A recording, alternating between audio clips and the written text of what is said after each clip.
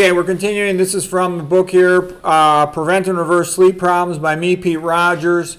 We're getting close to the end here. We're going to do a summary list of things that help improve sleep. We'll have to do it in several parts because it's quite long. There's a lot of things you can do to improve your sleep.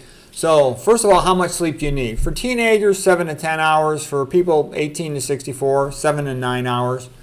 Okay, first of all, exercise. The more you exercise in the day, the more you build up adenosine. Adenosine builds up sleep drive. The longer the number of hours you're awake, the higher your adenosine goes.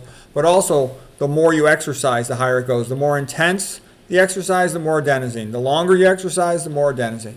So I basically titrate it by walking on a treadmill. 3 miles I walk, I sleep better. 5 miles, significantly better. 7, 8 miles, much better. Especially the faster I go. I like to do it to read. I'll go on there 2.5 hours and I'll get a lot of reading done. I also like going upstairs. I'll go up 50, 60 flights of stairs in a day. I'll sleep pretty well. So whatever you like for exercise, that'll help you to sleep better. You can combine the walking, the stairs with lifting weights. Okay, no caffeine, not one drop. You know, the older you get, the more you realize caffeine is bad for you. So you want to quit caffeine. The only reason for caffeine is, if you have to make a long drive and you're tired, well then either don't make the drive or have caffeine. But caffeine blocks adenosine receptors, so it's anti-sleep. Caffeine's totally overrated. I got a whole bunch of videos about caffeine and coffee and tea and all the side effects it causes, okay? The reason why you're going to hear everybody praising caffeine on the internet is because if you want to get interviewed on a bro science channel or one of the high-fat phony channels, you have to praise commercial foods, okay? They're like a clique, and everybody praises the same stuff and sells the same stuff, okay? They don't interview people like me, Christian truth tellers, okay? But we exist because the truth needs to be known for the pros. No money in telling the truth to the pros. Caffeine Blues, a good book about all the side effects of caffeine. I've gone through all the side effects of caffeine in my other videos. It's a vasoconstrictor to the brain. It increases glutamate transmission in the brain. It's an excitotoxin. It's bad for the kidneys. It causes a release of magnesium from the kidneys into your urine, so you can become deficient in your magnesium. It's all bad. Okay, it has a half-life of about 6 hours, and that's a long time. Oh, marijuana is also terrible. It makes people stupid, incompetent, can cause psychotic breakdowns. Other mild stimulants you should avoid. You want to avoid MSG, which means you want to avoid processed food. It's in most processed food. You want to avoid glyphosate. It's in most non-organic food. These are excitotoxins, bad for the brain. Same thing with aspartame, that artificial sweetener.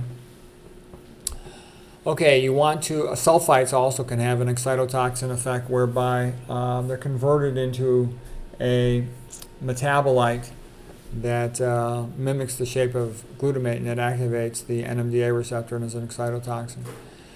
Try to avoid unnecessary stress, which basically means avoid things that you don't need to get involved in. Avoid unnecessary arguments. Avoid watching the news or other stupid stuff that stresses you out with no benefit.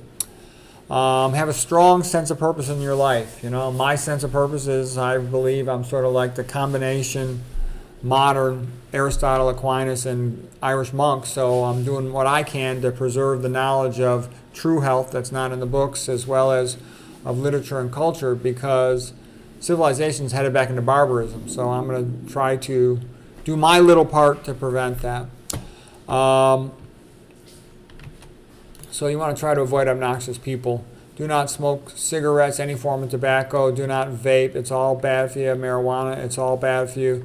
Don't drink alcohol, not one drop. It's a brain toxin. It messes up people's sleep. Beware of taking naps because they'll decrease your adenosine. That can make it hard for you to sleep later.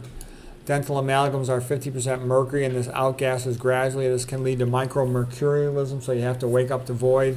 In which case you might want to not drink too much liquids right before going to bed because you have to wake up more. But the point I was making is it's not necessarily because of the prostate. It could be because of the mercury that a person's waking up to void more. Filter your drinking water to avoid calcification in your pineal gland, which will then lead to decreased ability to make melatonin at night, and that'll interfere with your sleeping. Start the night by laying with your right side down because that will empty out your stomach of food. Okay? All right, I'm going to leave it at that. That'll be part 1 of summary of things you can do to sleep better. There'll probably be at least 1, probably 2 more parts before I get through all of these. Hope you found that helpful.